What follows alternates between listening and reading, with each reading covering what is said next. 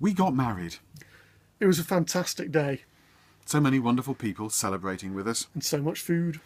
We've been together a long time, been to a lot of weddings, and there's never enough food. Trust us on this. If you ever get married... Which is fantastic, by the way. Then feed people and they'll be happy enough that they'll listen to your speeches.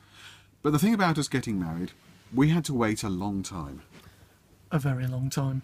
20 years. To the day. It wasn't that we had very strict parents. Well, not much. You see, I met Alex. And I met Richard. And we fell in love. So we got together 20 years and 6 months ago today.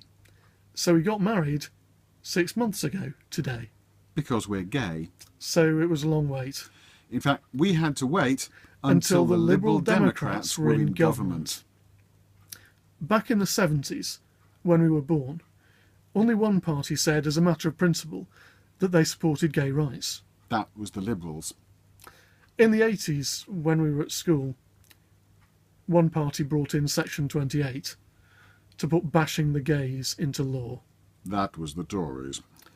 Only one party opposed Section 28 from the first. That was the Liberal Democrats. Labour were in favour of it. Until they weren't. But they didn't do anything about it when they had the power to in the 90s. Not for ages. In fact, the bit of Britain that got rid of it first was Scotland in the early 2000s. When the Liberal Democrats were in coalition there. Labour had absolute power in Westminster back then. But they didn't bother changing the law for the rest of us until much later. I remember the 1992 election, when one of the three big extreme things that Jeremy Paxman sneered at a party leader for was supporting gay rights. That was Paddy Ashdown and the Liberal Democrats. But he stuck to his guns. Actually, Paddy doesn't need guns. He's dangerous enough with his bare hands. That was Paddy Ashdown.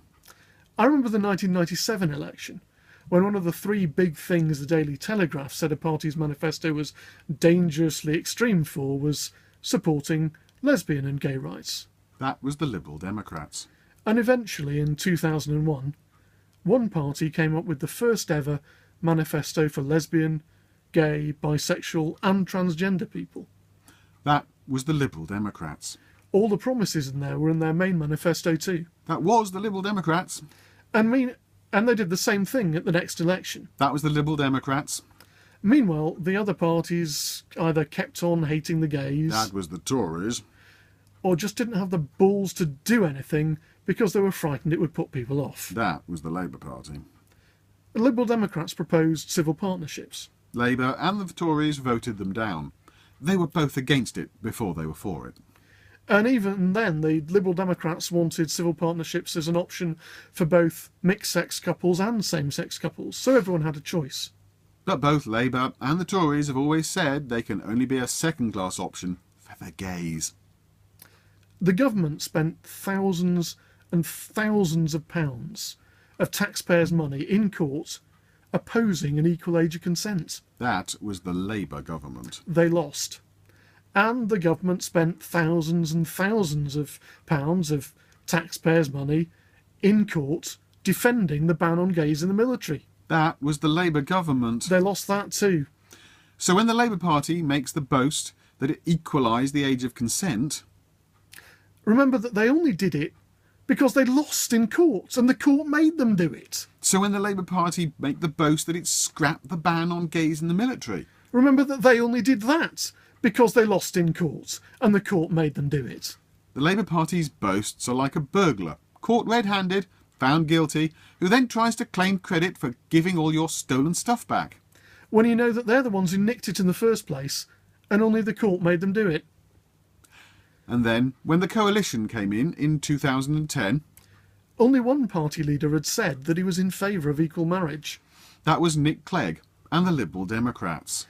And that year, the first British political party ever voted to back equal marriage. That was the Liberal Democrats. And eventually the Lib Dems persuaded the leader of another party. That David Cameron of the Tories. And later than that, another party said there was no need to have equal marriage, but in the end came in third to back it once it was already happening. That was the Labour Party. They were against that before they were for it too. And one party was badly split about it. That was the Tories.